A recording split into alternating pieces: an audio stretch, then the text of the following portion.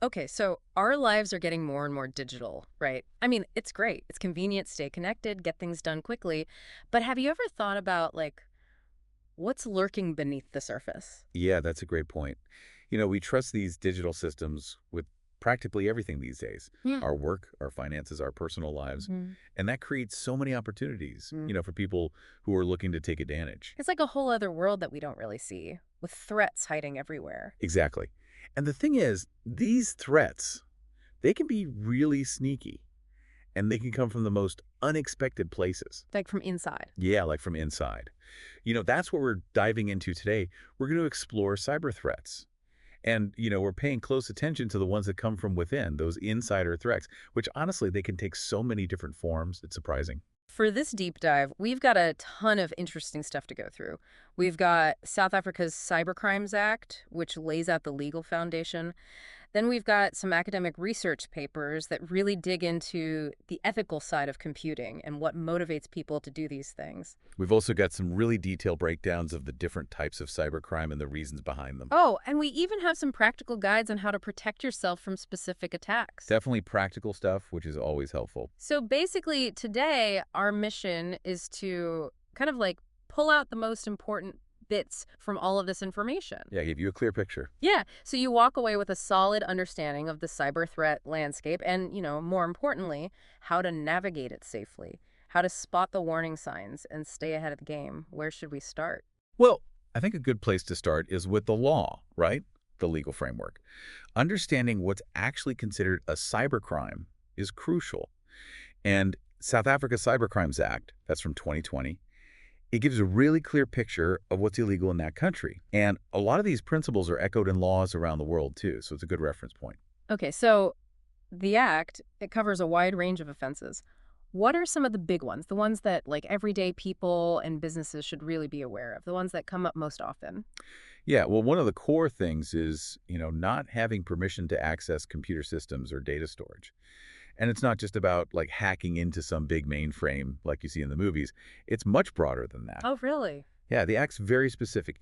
Even just using, keeping, or obtaining any output from data or programs that you're not supposed to, that's an offense. Even copying or moving data without the proper authorization. It's all in there. So, like, even if you just peek at some files on the company network that you're not supposed to see, that's a problem. Exactly. And then there's intercepting data unlawfully. This might surprise you, but that includes capturing electromagnetic signals from a computer that are carrying data. Wow, okay. And then, if you have data that you know was intercepted illegally and you keep it, that's another offense. Even just having that data, unless you have a good explanation, could land you in hot water. So, just looking at data is one thing, but what if someone tries to, like, mess with it or actually damage it? The Act, it's got specific sections for that, interfering with data, computer programs, or even the storage itself, both physical and virtual. And interference, that's a pretty broad term. It includes deleting or changing data, making it vulnerable, damaging it, making it unusable, or even just blocking access to it. So, like a disgruntled employee who deletes important files or a cyber attack that shuts down a whole network? Yeah, both of those would fall under that umbrella. Hmm. It's about making the data unreliable or less secure. Okay, now what about threats? The Act mentions threats too. That seems especially relevant now with so much communication happening online. Right, so it's a crime to use digital messages to threaten damage to property or violence against someone or a group of people. And the key here is a reasonable person would see that message and think, yep, that's a real threat. It's about the perception of a real danger. Makes sense. I mean, we've all seen those kinds of messages online and they can be pretty scary. Oh, and then there's the issue of like intimate images. Yeah, that's a tough one. Sharing private images without consent, that's a huge problem. And the act specifically makes it illegal. It's about protecting people from that kind of violation. It's good to see that being taken seriously. Okay, so shifting gears a bit, one of the sources we looked at highlighted how the Act really stresses the importance of training law enforcement in cybercrime detection and investigation. Why is that so important? Well, think about it. Cybercrime, it's often highly technical, Hmm. right? And it can cross borders super quickly. So traditional policing methods, they often fall short. The Act recognizes that and pushes for specialized training. So law enforcement officers, they need to know how to identify, prevent, and investigate these crimes effectively. It's like they need a whole new set of skills. Yeah, and the Act even talks about developing training programs with universities and stuff. It's about keeping up with the technology. Makes sense. Okay, so we've got the legal framework, but like we said at the beginning, a big part of the cyber threat landscape is, well, us, the human element. Absolutely. And our sources on computer ethics, they really emphasize this. There's this growing understanding that we need to be teaching people about computer ethics Yeah. at every level. It's like teaching good digital citizenship, Yeah. right? Understanding what's right and wrong online. Exactly. And this brings us to insider threats. It might surprise some people, but a lot of cybersecurity problems, they actually come from inside organizations. It's not always some hacker on the outside. Makes you wonder who you can trust. So our sources, they categorize these insiders, right? Yeah, and it's not just one type of person. You've got your traitors. These are the people who are malicious from the get-go. They mean to do harm. Then you've got your masqueraders. They get access by using stolen login details, pretending to be someone they're not. Ah, the wolves in sheep's clothing. Exactly. And then you've got the unintentional perpetrators. These are the people who might accidentally cause a security breach. They don't mean any harm, but they make a mistake, like clicking a link in a phishing email because they're not paying attention. Like an employee who clicks a dodgy link without thinking. Precisely. And the thing is, regardless of intent, a security breach is a security breach, right? And our sources, they point out that these breaches, they often involve behavior that just seems a little off. It deviates from the norm. So it's about spotting those anomalies, the things that don't quite fit. Yes, it's all about recognizing unusual patterns of activity. Now, one of the papers we looked at, it connected insider threats to the different stages of an APT, an advanced persistent threat. What is that exactly? Well, an APT, think of it like a blueprint. It outlines the steps a sophisticated attacker takes during a targeted attack. You know, like if you imagine a burglar planning a heist. First, they scout the place, right? Reconnaissance. Then they choose their tools, weaponization. Then they get inside, delivery. They find the weaknesses, exploitation. They set up shop, installation. They communicate, command and control. And finally, they steal the goods, actions on objectives. So it's like a step-by-step plan. Yeah, like a playbook. And what's really interesting is that insider threats can be part of this APT at any stage. How so? Well, take a trader, for example. They might conduct their own reconnaissance, gather information that an outsider would never have access to, and then they use that to plan an attack. Mm. Or an unintentional perpetrator, they can become the delivery mechanism. They download some malware without realizing, and boom, the attacker's in. And then you got your masqueraders. They use those stolen credentials to gain control of a compromised system, or maybe even directly steal data. It's crazy how even someone who's not the main attacker can play a huge role in a bigger attack. It's like they're a link in a chain. Exactly. Okay, so we've talked about insider threats and how they can be part of bigger attacks. Mm. But how do these attacks actually happen? Our sources lay out a bunch of different methods. What do you think we should start with? Well, social engineering seems like a big one. Yeah, social engineering, that's a broad category. It's about manipulating people into giving up information or access without any real technical hacking skills. It's all about tricking people, Hmm. exploiting their trust. So it's more about psychology than technology. Absolutely. And phishing. That's a classic example. You know those emails or text messages that look like they're from a legit organization trying to get your passwords or credit card details? That's phishing. And they're getting so good at it. It's hard to tell what's real and what's not these days. What other social engineering tricks are out there? Well, there's baiting. This is where they use something enticing to lure you in, like a free download or a news article that's actually malware in disguise, or even physical things like infected USB drives left lying around. Online, it could be a really tempting ad that leads to a malicious website. I can't believe people still fall for that USB trick. It's like our curiosity just takes over. Yeah, well, it happens. And then there's dumpster diving. It might seem old school, but people still do it. They literally go through the trash looking for company documents, receipts, anything with sensitive info. It's like a reminder that we need to be careful about our physical security too, not just online. Oh, and what about quid pro quo? Yeah, quid pro quo. That's where they offer you a service in exchange for info. Like, someone calls pretending to be tech support and says they'll fix your computer for free, but they need your login details. Always be wary of offers that sound too good to be true. Okay, good advice. So social engineering, that's all about the human element. But what about attacks that directly target computer systems and networks, like denial of service attacks? We hear about those a lot. Denial of service attacks, or DOS, and DDoS, which is distributed denial of service. These attacks, they try to overwhelm systems, making them unavailable for legitimate users. It's like creating a massive traffic jam, but online. Nobody can get through. So how do they do that? Create that digital traffic jam, I mean. Well, the most common way is flooding the target server with a huge amount of traffic, way more than it can handle.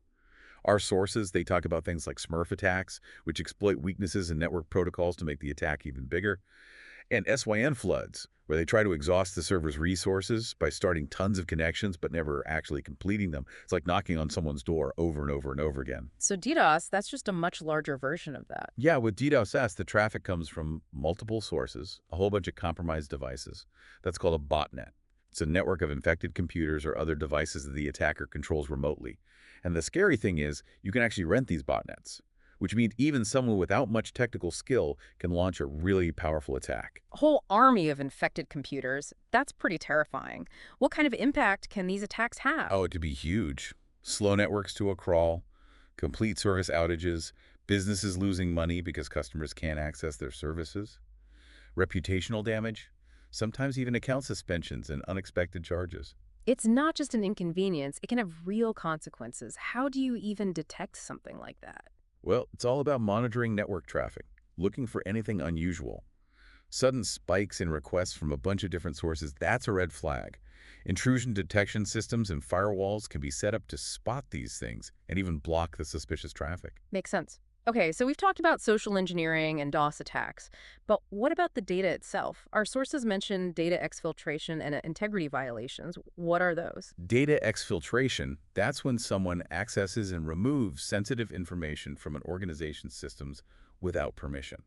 It's a big goal for both insiders and outsiders who've managed to get into a network. So, like, an employee browsing through files they shouldn't be looking at and downloading them. Yeah, or maybe they transfer data outside the network using a USB drive or a cloud service, or even just email it.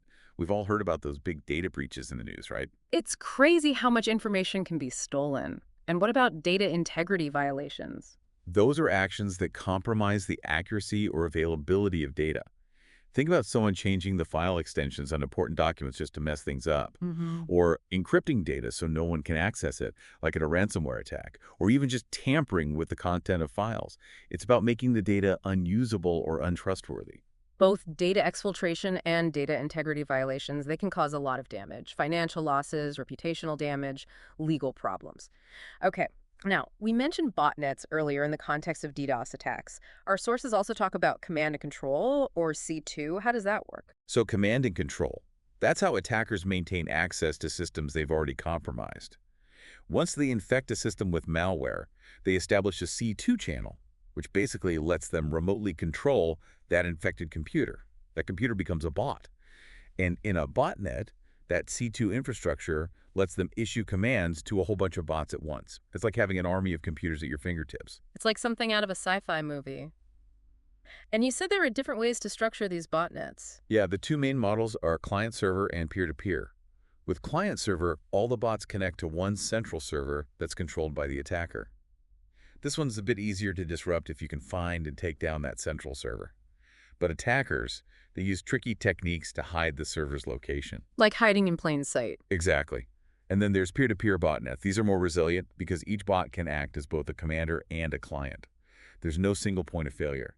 Even if you take down some of the bots, the rest can keep going. Much harder to stop. So that's botnets and command and control. Now we've got another term here, data diddling. What is data diddling? Data diddling. That's when someone alters or manipulates data, often just before it's processed by a computer, and sometimes even changing it back afterward to cover their tracks. What makes it different from typical hacking is that it's often done by someone who already has access to the system. So it's an insider threat. So instead of breaking in, they're already on the inside, subtly changing things for some kind of personal gain. Exactly. They might be trying to commit fraud, hide something they did, or just get some kind of benefit. For example, someone might enter false information into a healthcare record to get benefits they're not entitled to, or manipulate billing data to make more money for themselves. There's also output data diddling, where they change the data as it's being generated in reports or exported from the system. It's scary to think about how much damage someone could do, especially in a sensitive area like healthcare. What kind of vulnerabilities do they exploit to do this data diddling? Weak access controls are a big one. If people have access to data they don't actually need for their job, the risk goes way up. And then, of course, there's the insider threat itself. Lack of encryption is another problem. If the data isn't encrypted, it's much easier to tamper with. And if there aren't proper data checks, meaning the system isn't checking if the data is accurate, these changes can go undetected. It's a good reminder that even people with legitimate access need to be monitored and held accountable. Okay, let's move on to something that feels a little less technical, but maybe more relatable in our daily lives. Shoulder surfing. Yeah, shoulder surfing. This one's surprisingly simple, but effective. It's literally looking over someone's shoulder to steal information. At a coffee shop, someone's working on their laptop and you peek at their screen. Or at an ATM, watching someone enter their PIN in. Happens all the time. I always try to be extra careful at ATMs, cover the keypad and all that. Yeah. But our sources, they even mention hidden cameras. Yeah, that's a thing, especially at ATMs and those public terminals. They might install tiny cameras pointed at the keypad to record your PIN or card details. But honestly, even without cameras, just positioning yourself correctly can be enough to steal someone's login info or personal data. It's a good reminder to be aware of our surroundings. So, what can we do to protect ourselves from shoulder surfing? A few things. Privacy screens for laptops and phones, those are great. They make it harder for someone to see your screen from the side.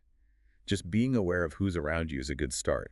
When you're entering a PIN or password, shield the keypad with your hand. Don't talk about sensitive stuff in public. Lock your devices when you're not using them. And maybe the best advice is if you're working on something really sensitive, don't do it in public. Find a more private spot. Good tips.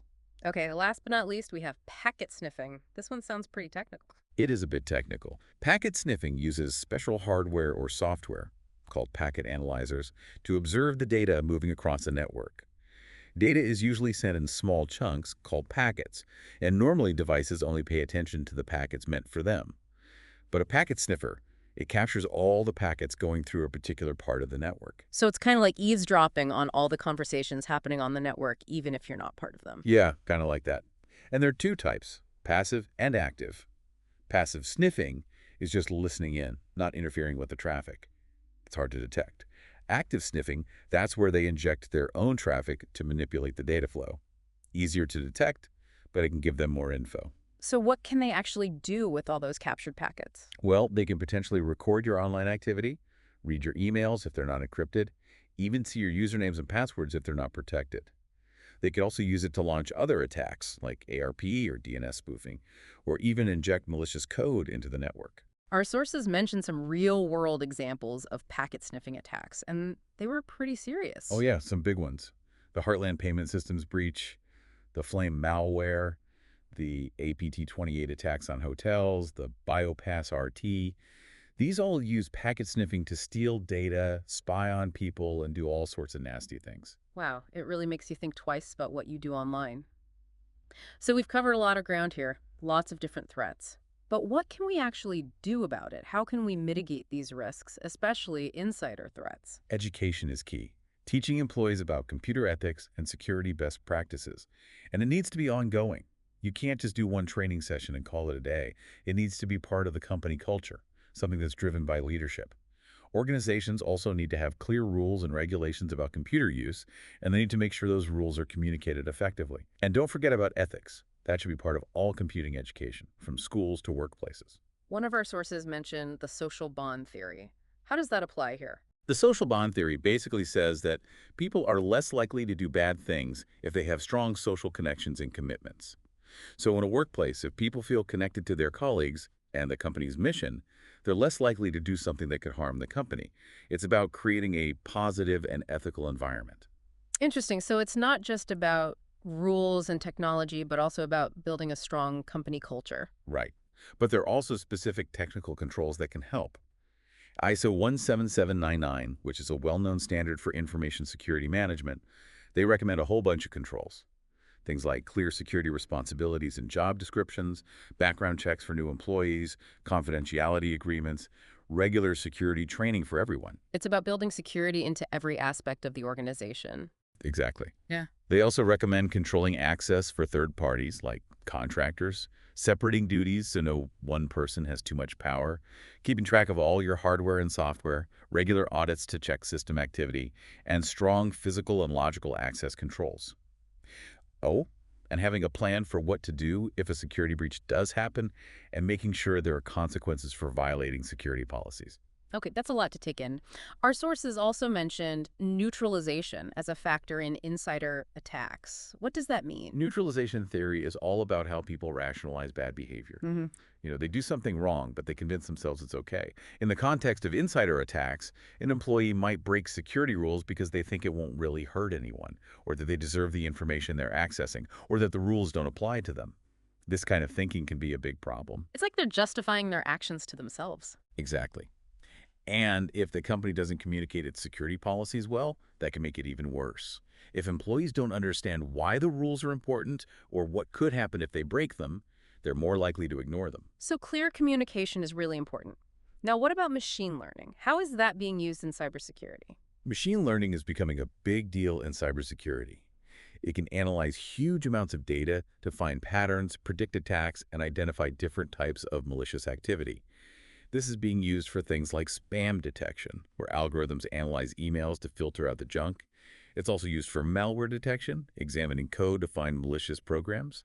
And in the fight against phishing, it can analyze emails, websites, and URLs to flag anything suspicious. It's basically using data to proactively identify and respond to threats in ways that we couldn't do before. It sounds like a constant battle between attackers and defenders. Now, before we wrap up, our sources also talk about how cybercrime is classified. Why is that important? Classifying cybercrime is tough because technology is always changing, and laws are different in different countries.